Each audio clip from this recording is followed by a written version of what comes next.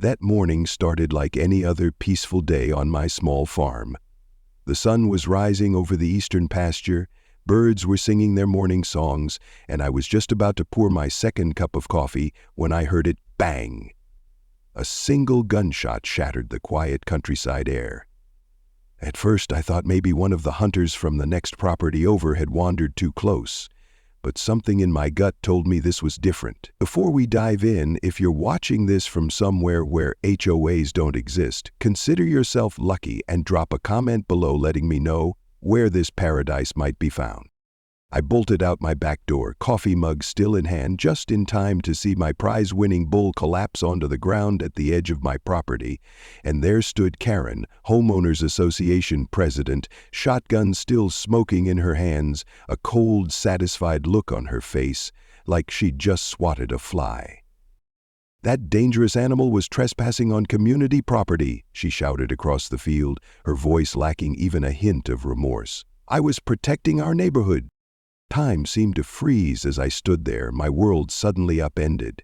This wasn't just any bull, this was Tank, my award-winning Angus, worth over $20,000 and the pride of my small farm operation. The same bull that had won blue ribbons at the state fair and whose genetics were sought after by breeders across 3 states. And Karen, the self-appointed tyrant of our neighborhood HOA, had just executed him in cold blood because he wandered across an invisible property line. I took a deep breath, trying to process what had just happened. My hands were shaking, but not from fear, from a rage I'd never experienced before. "You do realize you just shot an award-winning bull worth more than your car, right?" I said, my voice unnervingly calm even to my own ears. "And you did it on land that isn't even yours to defend." Karen's face didn't register any concern. She just shrugged and said, "It was threatening our community. I have every right to protect HOA property from dangerous animals." She gestured vaguely at the land around us as if she personally owned every blade of grass. "Maybe next time you'll keep your livestock properly contained, like our covenant clearly states." Looking back now, I realize that moment marked the beginning of a war between a small farmer who just wanted to be left alone and a power-hungry HOA president who was about to learn an expensive lesson about property rights, animal cruelty laws, and the consequences of assuming authority where you have none. But before I tell you how I turned this shotgun-wielding Karen into a case study in legal consequences, let me rewind and explain how things got to this breaking point. I purchased my little slice of heaven 3 years ago, 10 acres on the outskirts of Springfield, half farmland and half wooded area. The property sat at the edge of a newer subdivision, but my land had been grandfathered in as agricultural when the development expanded. That's an important detail that will matter later, so keep it in mind. I moved here specifically to have some breathing room, grow my own food, raise a few animals, and generally avoid the headaches of close quarters living. I wanted peace and quiet after 15 years in corporate finance. This was my retirement plan: small-scale sustainable farming with just enough income from specialty breeding to keep me comfortable. The previous owner had made absolutely certain that the property would be exempt from HOA oversight. There was specific language in my deed stating that the land was excluded from the Whispering Pines HOA jurisdiction, with clear documentation filed with the county showing the exact boundaries. My real estate attorney had highlighted this during closing as a major selling point. You're getting the best of both worlds, close enough to amenities but free from HOA restrictions. When I signed those papers, I thought I was protected from exactly the kind of nonsense that was about to unfold. Karen Whitfield made her first appearance at my door roughly 3 weeks after I moved in. She wore a blazer that seemed intentionally one size too small, had a haircut that screamed, "I demand to speak to the manager," and carried a clipboard that might as well have been a shield and sword given how she wielded it. "Hello, I'm Karen Whitfield, president of the Whispering Pines Homeowners Association," she announced with practiced authority. "I'm here because your grass exceeds our community standards by approximately 2 inches, and those corn stalks you've planted are visible from Mockingbird Lane, which violates our landscaping aesthetics code." She thrust a printed copy of what looked like a small novel toward me. "Here's our complete covenant for your reference. The violations are highlighted on pages 17 and 42. I remember smiling politely while explaining, "I appreciate your visit, Ms. Whitfield, but my property isn't part of the Whispering Pines HOA. There's specific exemption language in my deed." I even offered to show her the documentation, but she dismissed it with a wave of her hand. "Everyone says that at first," she replied with a condescending smile. "But Whispering Pines has jurisdiction over all properties within the mapped subdivision area. Your farm activities affect our property values, so compliance isn't optional. I'll give you 2 weeks to address these issues before the fines begin." That first encounter set the pattern. Every week brought a new complaint. The rooster crowed too early, the wind chimes were noise pollution, the compost pile was unsightly, the barn needed to be repainted in approved colors. Each time I calmly but firmly reiterated that my property wasn't under HOA jurisdiction. At each time, Karen insisted more forcefully that it was. It became clear that she genuinely believed she had authority over my land, or at least wanted to establish such authority through sheer persistence. The situation escalated when Karen began posting fake violation notices on my fence posts and mailbox. These weren't official in any capacity, just printouts designed to look intimidating with "violation" in bold red letters across the top. She started taking photographs whenever visitors came to my farm, documenting what she called commercial activity in a residential zone. When I installed a small farm stand at the end of my driveway to sell excess produce, she called the county zoning board to report me. Thankfully, the zoning officer who came out confirmed that my agricultural exemption covered small-scale direct sales. By this point, other neighbors had started to express their own frustrations with Karen's reign of terror. The Johnsons, who lived 2 doors down from her, told me they'd been harassed about their sunflowers being too tall and attracting undesirable insects. Mr. Williams, a retired veteran, had been reported to the police for flying an American flag improperly. Mrs. Martinez, the kindergarten teacher on the corner, had received cease and desist letters for allowing children to play in the community park after 6 p.m. It seemed everyone had a Karen story, but no one had successfully stood up to her. "Why don't you all vote her out?" I asked Mrs. Martinez one day when she stopped by my farm stand. She sighed deeply. "No one wants to run against her. The meetings are so unpleasant that most people have stopped attending altogether. She runs unopposed and then claims she has a mandate to enforce the rules however she sees fit." Little did I know that Tank, my prized bull, was about to become the unlikely catalyst for ending Karen's reign of suburban terror, though not in the way anyone could have predicted. Tank wasn't just any bull, standing nearly 6 feet tall at the shoulder, with a gleaming black coat that shone like polished obsidian in the sunlight. He was the crown jewel of my small breeding program. I'd purchased him as a yearling and spent 2 years working with him daily, training him for show competitions and carefully documenting his lineage. He had genetics that traced back to some of the finest Angus lines in the country, and his temperament was exceptionally calm for a bull of his size and strength.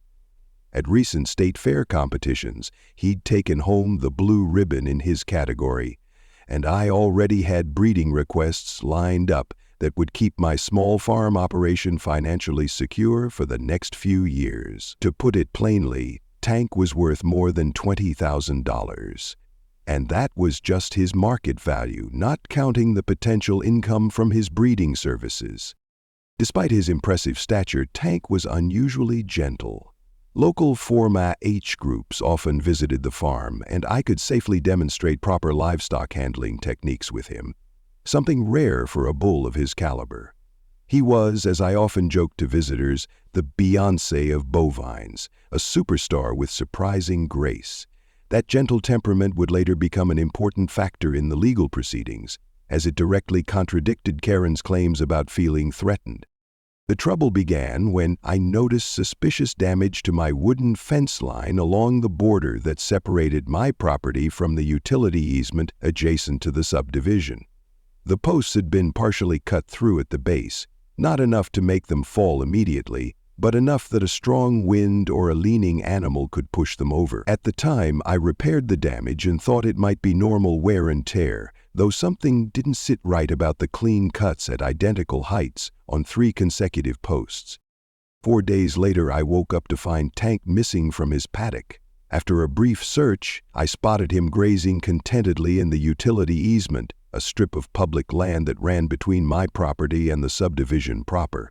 Importantly, this wasn't HOA property, nor was it anyone's private yard. It was designated public land maintained by the county for access to underground utility. Karen, however, had long treated it as an extension of her authority, planting flowers there and installing small decorative fences without permits.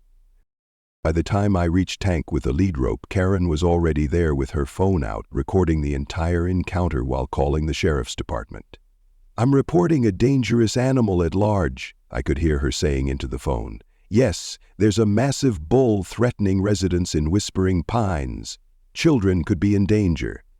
When the sheriff's deputy arrived, he assessed the situation and could barely hide his amusement.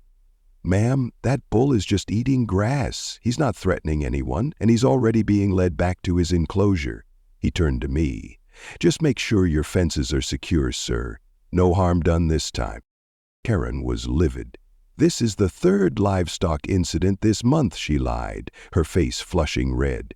"Our HOA has strict rules against agricultural animals, and this man refuses to comply." The deputy looked confused.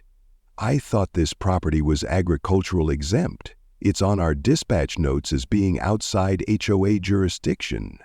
If looks could kill, that deputy would have dropped dead on the spot from Karen's glare. Before she could launch into another tirade, he tipped his hat and said, "Just fix the fence, sir. Have a good day, folks." As he walked away, I heard Karen muttering, "If the law won't protect our community, then someone has to take action."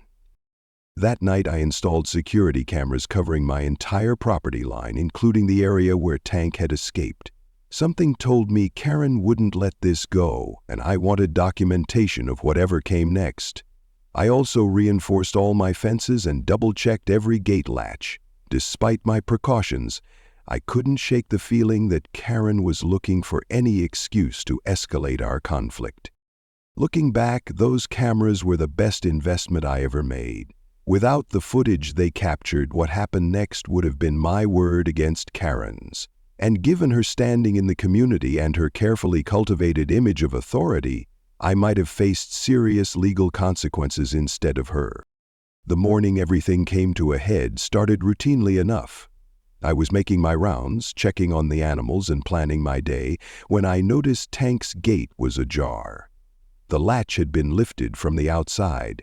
It couldn't have come loose on its own, as it had a gravity-operated mechanism that fell into place automatically. Someone had deliberately opened it. My security camera would later confirm my suspicions, showing a figure in a hooded jacket approaching the gate in the pre-dawn hours, but the face wasn't clearly visible due to the low light and the hood. I immediately began searching for Tank, spotting him almost instantly at the edge of my property, contentedly grazing on the wild grasses that grew in the utility easement. He hadn't wandered far and wasn't showing any signs of agitation or intent to roam further.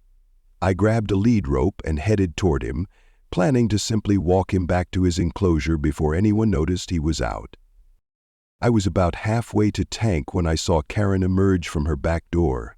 She spotted Tank immediately and began waving her arms and shouting, "Get that monster off our property!" she screamed, despite the fact that Tank was on public land, not HOA property, and certainly not her personal yard. Tank, being Tank, barely looked up from his grazing. He was used to human voices and had never shown aggression toward people, so Karen's shouting registered as little more than background noise to him. What happened next occurred so quickly I barely had time to process it. Karen disappeared back into her house, then emerged moments later with what I recognized as a Remington shotgun. Before I could shout a warning or explanation, before I could break into a run to intervene, she raised the weapon, took aim, and fired. The sound echoed across the morning air, sending birds scattering from nearby trees. Tank made a strange, surprised sound, almost human in its confusion, and collapsed onto the ground, blood already pooling beneath him. I ran forward, dropping to my knees beside him as Karen stood there, shotgun still in hand, a look of satisfaction on her face that I'll never forget as long as I live. Tank's breathing was rapid and shallow, his eyes wide with pain and fear. I knew immediately that the wound was fatal. She had hit him perfectly in the chest cavity, and his massive heart was pumping his lifeblood onto the grass with every beat. "What have you done?" I shouted, my voice breaking as I placed my hand on Tank's heaving side, feeling his life slipping away beneath my palm. Karen's response was chillingly calm. That dangerous animal was threatening our community. It was on HOA property, and I have every right to protect our residents from wild beasts.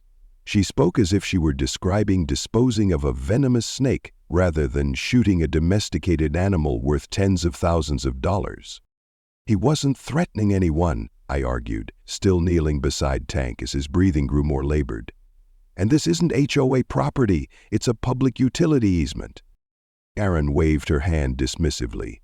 "All land within the subdivision boundary falls under HOA jurisdiction.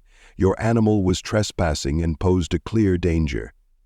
I've documented previous incidents, and this was a necessary action to protect our community." I pulled out my phone with shaking hands and called both the sheriff's department and my veterinarian, though I already knew it was too late for Tank. While we waited for them to arrive, I stayed with him, stroking his head and speaking softly until his breathing stopped altogether. Karen remained standing at the edge of her yard, shotgun now pointed downward but still in her hands, occasionally taking photos with her phone as if documenting a victory. When the sheriff's deputies arrived, the same one from before, plus his supervisor, they took in the scene with evident confusion. Karen immediately launched into her version of events, speaking with the confidence of someone who believes they're entirely in the right. The bull was aggressive and charging toward residential property. I feared for the safety of children waiting for the school bus. I had no choice but to protect our community. I said nothing at first, just pointed to my security cameras. "It's all on video," I said quietly. "The bull wasn't charging anyone. She shot him while he was grazing. And this isn't HOA property, it's county land." The senior deputy looked uncomfortable but nodded. "We'll need to see that footage, sir." He turned to Karen. "Ma'am, I'll need you to secure that weapon in your home, and then we'll need to take a detailed statement." As they led Karen away to continue their investigation, I finally spoke up, my voice steadier than I expected. "Deputy, I want to press charges for destruction of property and animal cruelty. That bull was worth over $20,000, and he posed no threat to anyone, and I'll be filing a civil suit as well." Karen spun around, her face contorted with indignation. "You can't sue me. I was acting in my capacity as HOA president to enforce our covenants." That's when I finally allowed myself a small, grim smile. "Actually, Karen, that's the thing you've been missing this entire time. My property is legally exempt from your HOA, always has been. And even if it weren't, the HOA has no authority over this utility easement. That's county property.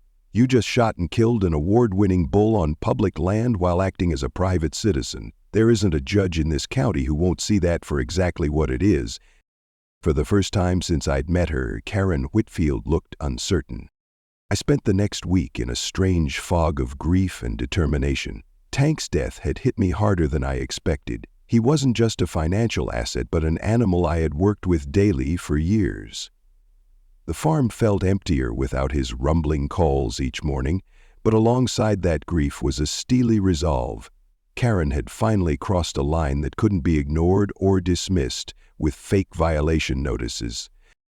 My first call after handling Tank's remains was to James Harrington, an attorney who specialized in property disputes and, more specifically, in cases involving overreach by homeowners associations. He had built a reputation in our county for successfully challenging HOA authority and had even written a widely cited paper on the limits of covenant enforcement. When I explained my situation, he didn't even try to hide his interest. "She shot your bull?" on a utility easement, and your property is explicitly exempt from the HOA. He whistled low. Mr. Mitchell, if your documentation is as clear as you say, and you have video evidence, this is about as straightforward as these cases get. He agreed to take my case immediately, working on contingency with the confidence of someone who already saw a clear path to victory. Together, we assembled a formidable collection of evidence. First was my property deed with the explicit HOA exemption clause, along with county records showing the clear boundaries of my agricultural zoned land. Next came survey maps detailing the utility easement where Tank had been shot, confirming it was county property and not under HOA jurisdiction. We added the security footage showing Tank calmly grazing when he was shot, contradicting Karen's claim of aggressive behavior. The footage also captured the pre-dawn visitor who had opened Tank's gate, though the face wasn't clear enough for positive identification. We included veterinary certificates documenting Tank's value, breeding records, show competition awards, and statements from other breeders about pending contracts. We also gathered the sheriff's report, which noted that the animal did not appear to be acting aggressively at the time of the incident, and included statements from 2 neighbors who witnessed the shooting and confirmed Tank had been peacefully grazing. James explained our legal strategy. We're filing both criminal charges for animal cruelty and property destruction and a civil suit for the full value of the bull plus damages. Under state law, willfully killing livestock is a serious offense, and the fact that she falsely claimed HOA authority makes this a clear case of acting beyond legal rights. 2 weeks after Tank's death, we sent Karen a formal demand letter requesting $30,000 in damages, $20,000 for Tank's market value, $5,000 for lost breeding income, and $5,000 for emotional distress. The letter outlined in precise detail how her actions were not protected by any HOA authority and constituted both criminal and civil violations. Karen's response came 3 days later in the form of a dismissive email. Your client was in violation of HOA covenants by maintaining livestock in a residential area. As HOA president, I acted within my authority to protect community standards and safety. This matter is closed. She copied the entire HOA board and all homeowners in the subdivision, apparently believing that public pressure would force me to back down. James couldn't hide his smile when I forwarded him the email. She just did us a huge favor, he explained. By sending this to everyone and explicitly stating she was acting in her capacity as HOA president, she's potentially made the entire HOA liable, and by documenting her claim of authority, she's eliminated any possible defense that this was a heat-of-the-moment decision. We filed our lawsuit the next day, and Karen was served with papers at the monthly HOA meeting, a theatrical touch that James assured me was both legal and strategically valuable. Sometimes public consequences are the only ones people like this understand, he said with a wink. Karen's response was to launch a full-scale PR campaign within the community. She sent daily emails to homeowners describing me as a dangerous element at the edge of their family-friendly community and characterizing my livestock as unpredictable beasts threatening children. She organized an emergency HOA meeting to discuss the agricultural threat and proposed new, stricter enforcement measures against boundary properties.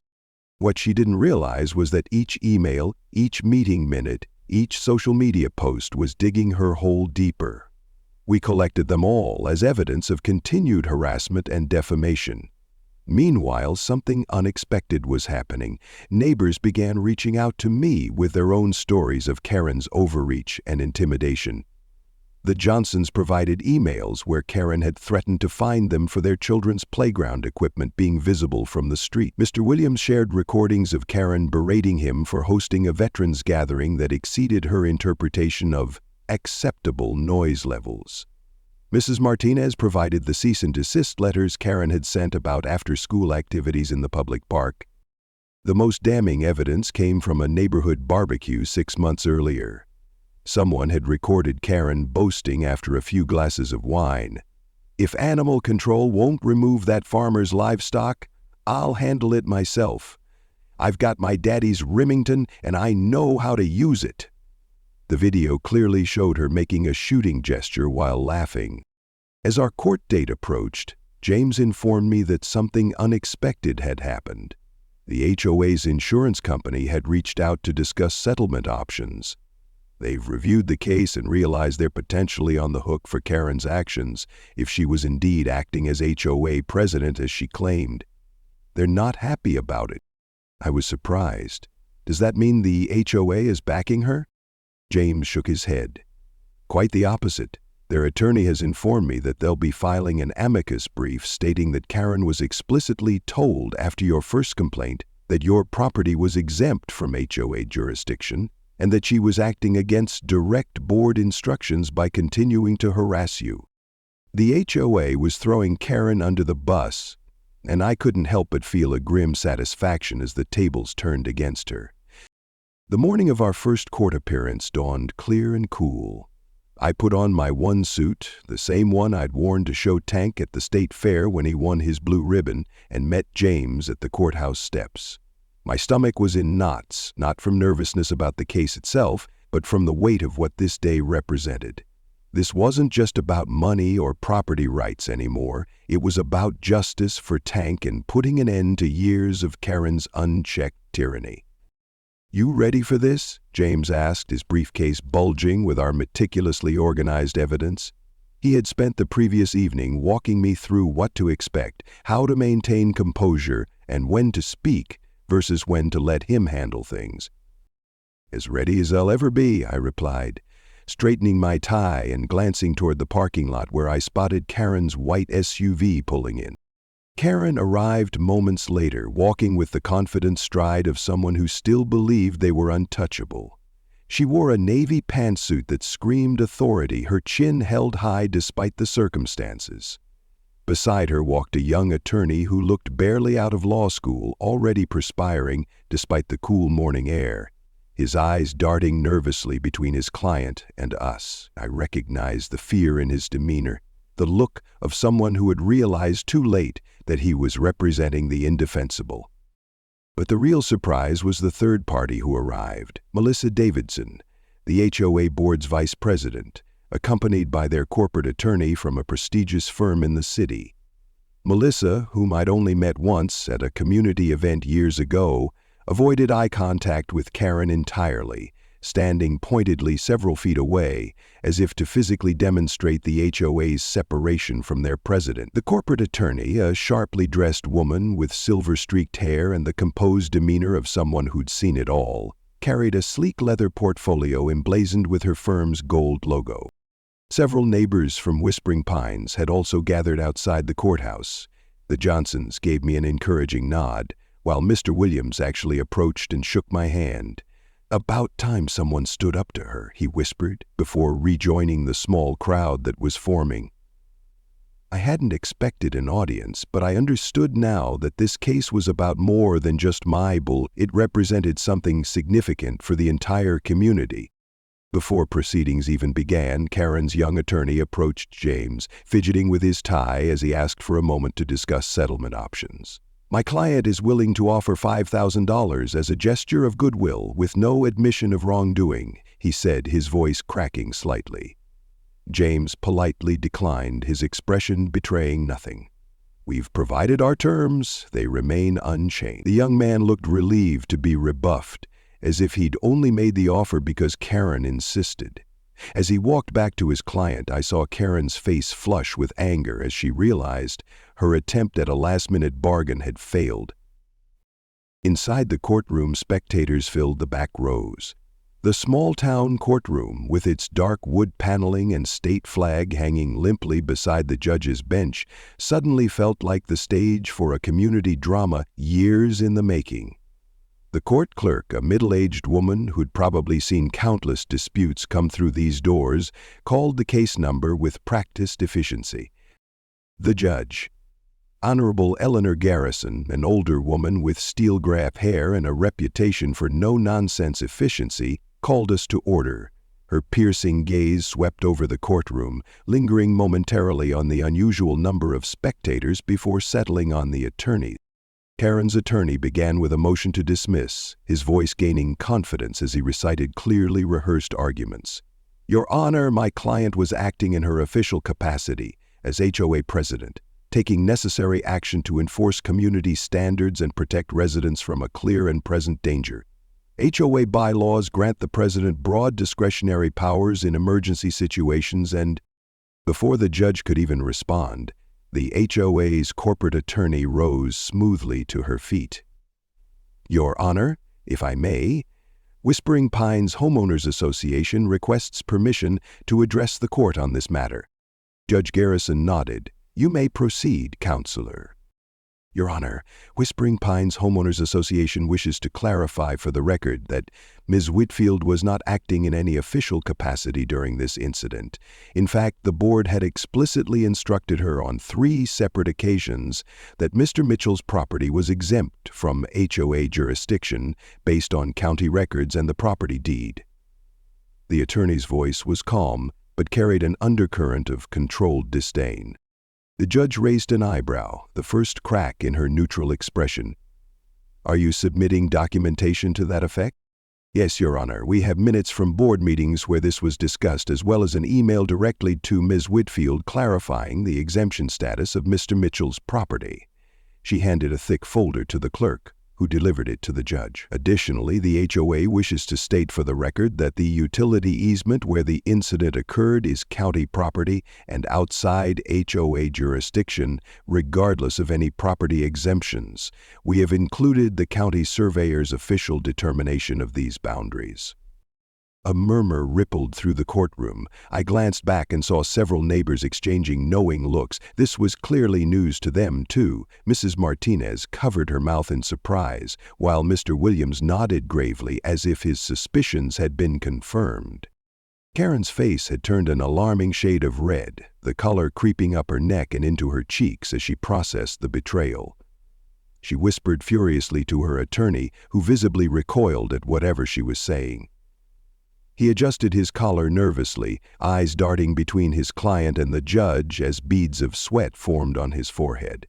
Even from where I sat, I could see his internal struggle, caught between professional duty to his client and the sinking realization that he was now defending the indefensible. The judge reviewed the documents, then turned her attention back to Karen's motion to dismiss.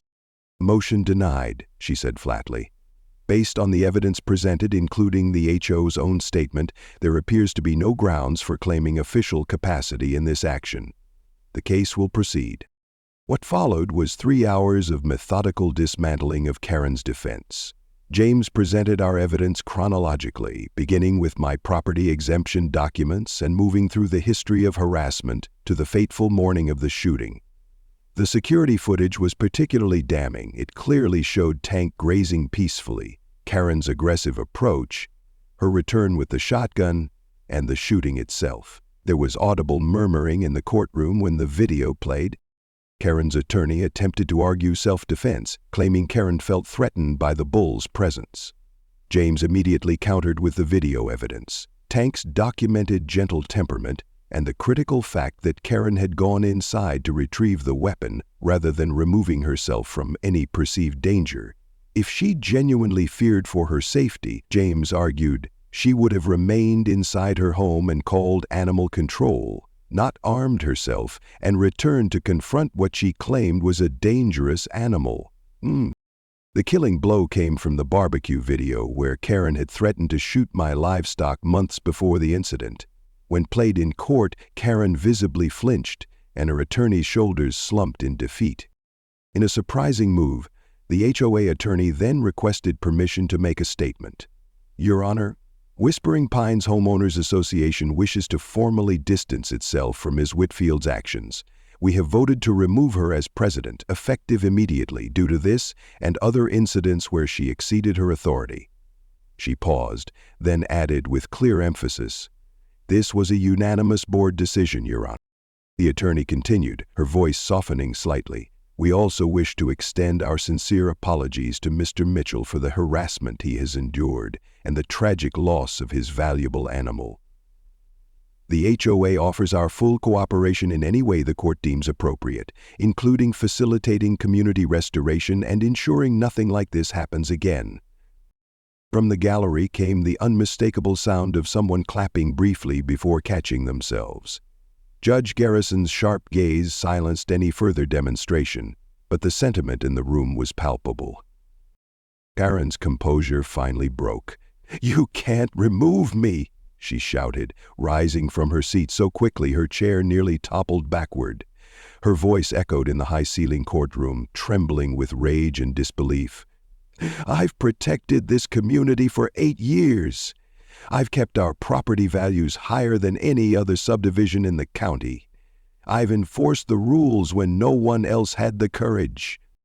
Her attorney tugged desperately at her sleeve, trying to get her to sit down, but she shook him off like an annoying insect. "You people wanted me to keep the riff-raff out," she continued, her voice rising to a near scream as she gestured wildly toward the gallery. "You all complained about his animals, his tractors, his fence. But now you're turning on me?" "Whitfield." The judge's voice cut through the chaos like a blade as she banged her gavel 3 times in rapid succession. "Control yourself or you will be held in contempt of court." Several members of the gallery were on their feet now, some pointing at Karen, others looking shocked at her outburst. Mr. Williams stood with arms crossed, shaking his head slowly. Mrs. Martinez covered her children's ears. "This is a conspiracy," Karen shouted, her finger now pointed at Melissa Davidson. "You've wanted my position from day one." The judge nodded to the bailiff, who moved quickly toward Karen. "Mr. Whitfield, you are hereby held in contempt of this court. Bailiff, please escort—" "I apologize, Your Honor," Karen's attorney interjected desperately, physically placing himself between Karen and the approaching bailiff. "My client is under tremendous stress. It won't happen again." He practically forced Karen back into her seat, leaning down to whisper something urgently in her ear. Karen subsided, but the damage was done. Her face was now ashen, her hands trembling as the reality of her situation finally seemed to dawn on her. Her outburst had only reinforced the image of someone who believed themselves above the rules, someone who saw threats to their authority everywhere, and now everyone in the community had witnessed her true nature firsthand. The judge's ruling came after a brief recess. Based on the evidence presented, the court finds in favor of the plaintiff. She ordered Karen to pay $27,000 in damages for the value of the bull and lost income, plus court costs and attorney's fees. Additionally, she referred the case to the district attorney's office for potential criminal charges related to animal cruelty and property destruction. As a final measure, she issued a temporary restraining order preventing Karen from approaching my property or contacting me directly while criminal proceedings were considered. As we left the courtroom, I caught sight of Karen sitting alone on a bench, her attorney, already departed, staring blankly at the wall. Despite everything, I felt a momentary pang of sympathy. She had lost her position of authority, her standing in the community, and now faced significant financial penalties and possible criminal charges. But then I remembered Tank and how cavalierly she had ended his life, and the sympathy evaporated. James shook my hand on the courthouse steps. "Congratulations, clear case, clean victory. The check should be forthcoming within 30 days, and I wouldn't be surprised if the DA pursues at least misdemeanor charges." I nodded, feeling strangely hollow. "What about the HOA? They turned on her pretty quickly." James chuckled. "From what I gathered talking to their attorney, they've been looking for a way to remove her for years. She's cost them thousands in legal fees from other homeowner disputes, but no one wanted to challenge her directly. You gave them the perfect opportunity to be rid of her." As I drove home, past the empty paddock where Tank should have been, I realized the victory didn't feel as satisfying as I'd imagined. But I also knew exactly what I was going to do with the settlement money, and that brought the first real smile to my face in weeks. 6 months after the court ruling, my farm had undergone some significant changes. The settlement money had been put to good use. Most of it went toward purchasing a new bull, a magnificent Angus I named Karen's Karma, with a lineage even more impressive than Tank's. The irony of the name wasn't lost on anyone who visited the farm, and it became something of a local legend. The remaining funds went toward installing a state-of-the-art security system and reinforcing all my fencing with materials that would withstand far more than casual tampering. Karen's fall from grace had been swift and comprehensive. Unable to face her neighbors after the court case became local news, she listed her house for sale within a month of the ruling. The "for sale" sign stood in her yard for 3 months before she finally accepted an offer well below asking price. I heard through the grapevine that she'd moved to a condominium in the city, where there were, ironically, even stricter rules than she'd enforced in Whispering Pines. But at least there she was just another resident, not the one making and enforcing the rules. The HOA underwent its own transformation. The new president, Melissa Davidson, had approached me about serving as a consultant on property boundary issues, an offer I initially found amusing but eventually accepted. The board revised its covenant enforcement procedures to require documentation and board approval before any violation notices could be issued. They also created a formal dispute resolution process that didn't involve threatening letters or punitive fines as first responses. The atmosphere in the neighborhood visibly lightened, people planted gardens, kids played outside more, and the community park became a genuine gathering place rather than a site of constant regulation. The Johnson family, whose sunflowers had been deemed too tall by Karen, planted an entire front yard full of them the following spring. Mr. Williams proudly flew not just the American flag but also his service branch flag without fear of reprisal. Mrs. Martinez organized after-school activities in the park 3 afternoons a week, complete with the excessive noise of children laughing and playing. It was as if the whole community had been holding its breath under Karen's reign, and now everyone was finally exhaling. My farm became something of a local attraction. I used part of the settlement to create an educational area where school groups could learn about sustainable agriculture and animal husbandry. Karen's karma became a favorite with visitors, his gentle temperament a stark contrast to the violence that had funded his purchase.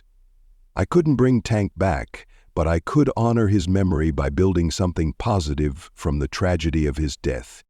The district attorney eventually decided to pursue misdemeanor charges rather than felonies, and Karen accepted a plea deal that included a substantial fine, community service hours at the county animal shelter, and a 5-year prohibition on owning firearms.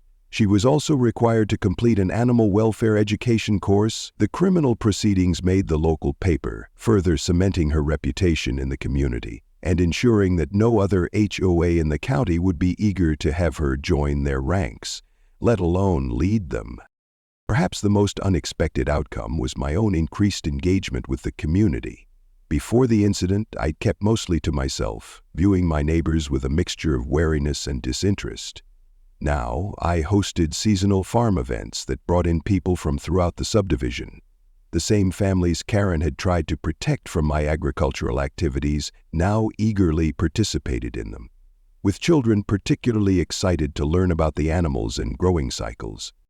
My story gained traction beyond our local community when I posted a brief account on social media, complete with before and after photos of the farm and, of course, Karen's karma grazing peacefully in his paddock.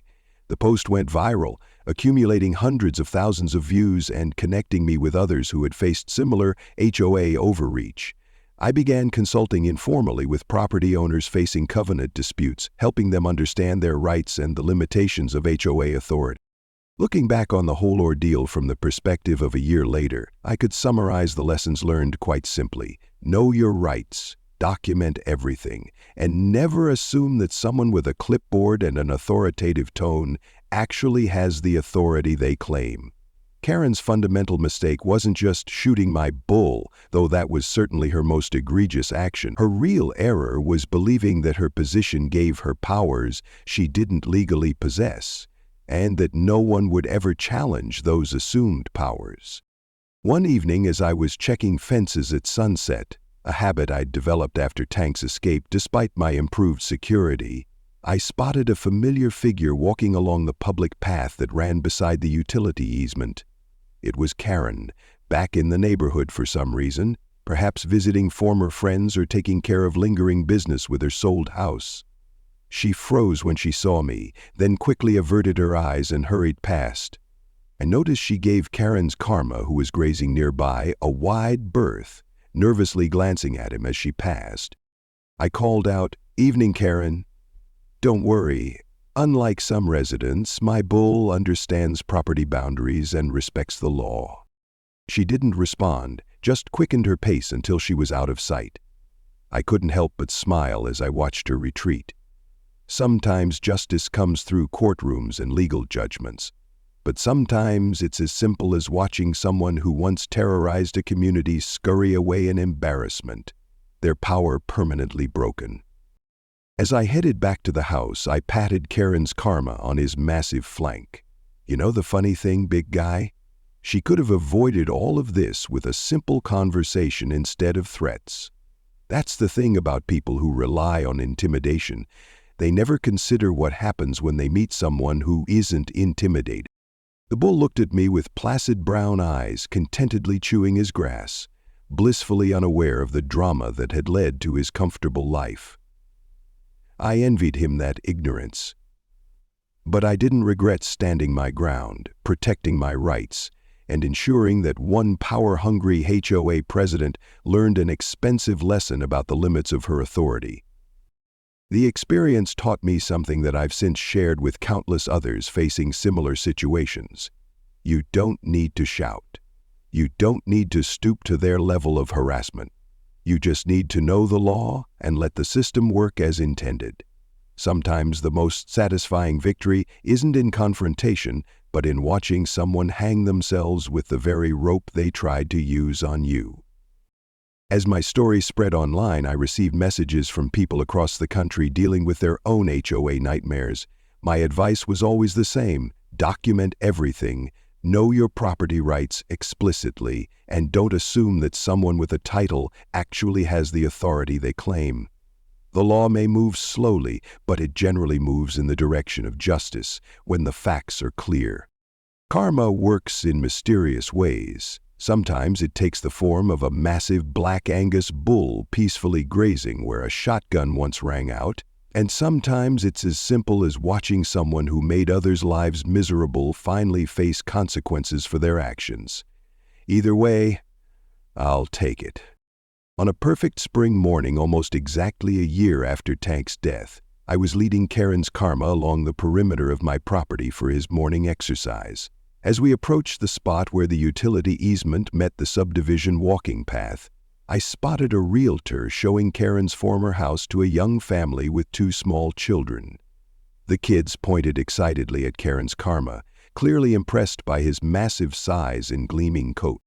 The realtor noticed me and waved cheerfully. "Beautiful animal," she called out. "The new HOA is much more community-oriented. They actually love having the educational farm next door. It's become a selling point for the neighborhood." I nodded and waved back, noticing the "for sale" sign had a fresh under contract banner across it. Life was moving on. The community was healing from Karen's reign of suburban terror, and my small farm had found its place as a valued neighbor rather than an unwanted outsider. As I turned to head back home, leading my magnificent bull past the spot where Tank had fallen, I couldn't help but feel that somewhere, somehow, Tank approved of how things had turned out. Karen was gone, her authority dismantled, her reputation in tatters. The HOA had transformed from a weapon of harassment into a tool for genuine community building, and the settlement money she'd been forced to pay had funded an even more impressive bull and educational programs that brought joy to the very families she claimed to be protecting. Sometimes justice doesn't just prevail, it comes full circle with a poetry that even the best storyteller couldn't invent. And sometimes the best revenge isn't just living well, but creating something positive from the ashes of someone else's destructive actions. No bulls were harmed in the writing of this story, except the one that started it all. And his legacy lives on in every child who learns about farming at my property, every homeowner who stands up to HOA overreach, And every morning when Karen's karma greets the sunrise with a gentle bellow that reminds me that even the worst experiences can lead to unexpected blessings.